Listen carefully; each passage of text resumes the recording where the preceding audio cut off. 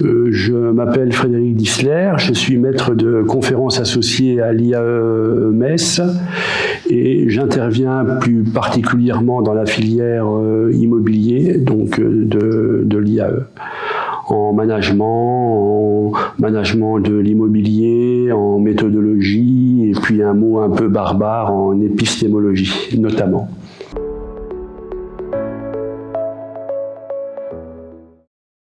Ma contribution dans ce colloque, c'est de définir les différents types de compétences des étudiants évalués dans un cadre classique, dans le cadre d'une notation orale ou d'une notation écrite, et de poser la question avec ma collègue contributrice, de poser la question quelles sont les compétences. Donc les compétences classiquement c'est du savoir, savoir-faire, savoir-être, il y en a bien d'autres, on n'a pas le temps de les définir ici.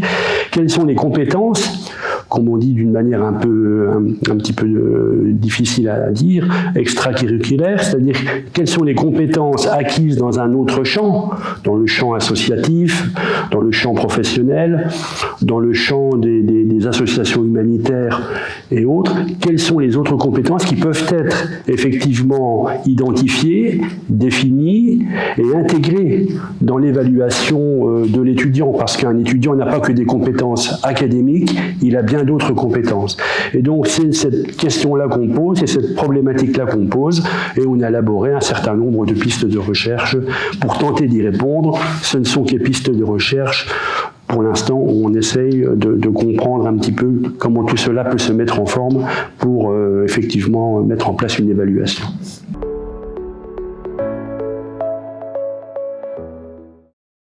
J'ai choisi ce thème de recherche, c'est-à-dire on a choisi ce thème de recherche avec ma collègue.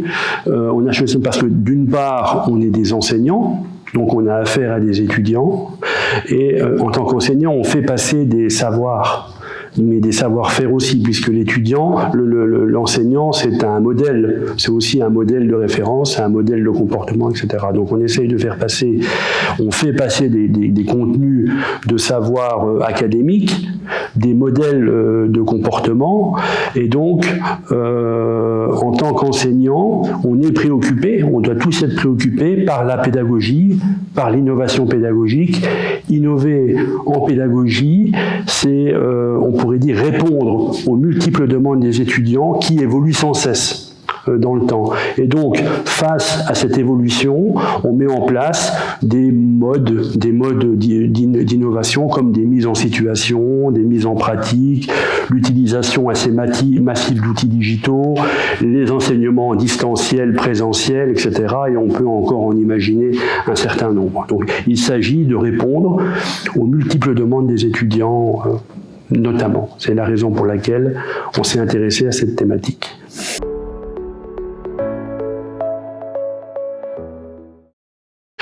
Je pense que l'innovation dans l'enseignement supérieur, on a tendance à penser, ou j'entends de ci, de là, que l'enseignement supérieur n'innove pas, mais en fait, l'enseignement supérieur innove.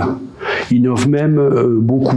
Il suffit de regarder dans les universités, dans les composantes, ce que les enseignants apportent comme savoir et savoir-faire, et on s'aperçoit que d'une composante à l'autre, les modes et les modalités pédagogiques sont diverses, plurielles, innovantes, mais pour parler d'innovation, il y a peu d'innovations disruptives, c'est-à-dire d'innovations un petit peu complètement nouvelles. C'est essentiellement des innovations, c'est-à-dire des modes ou des modalités pédagogiques qu'on mobilise, mais qui existent ailleurs.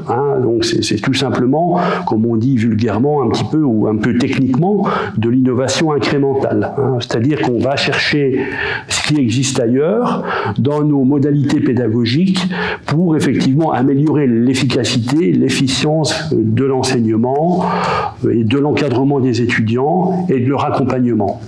Donc ça c'est très important parce qu'il n'y a pas que l'enseignement, il y a l'écoute, l'accompagnement, qui effectivement fait partie intégrante du passage des contenus de savoir, hein, parce qu'il n'y a pas que les contenus de savoir académique, comme je le disais préalablement, il y a les savoir-faire et il y a d'autres contenus pédagogiques, comme effectivement respecter un certain nombre de choses civiles. On le redit souvent, venez à l'heure, ne coupez pas la parole, notamment quand on y travaille en groupe, hein, ça nous permet à nous de rappeler un certain nombre de règles de civilité. Avant de parler de grandes innovations, revenons aux fondamentaux, savoir être en société, savoir être citoyen, ne pas avoir une tête forcément bien pleine, mais bien faite. Voilà. Voilà un petit peu ce que je peux en penser.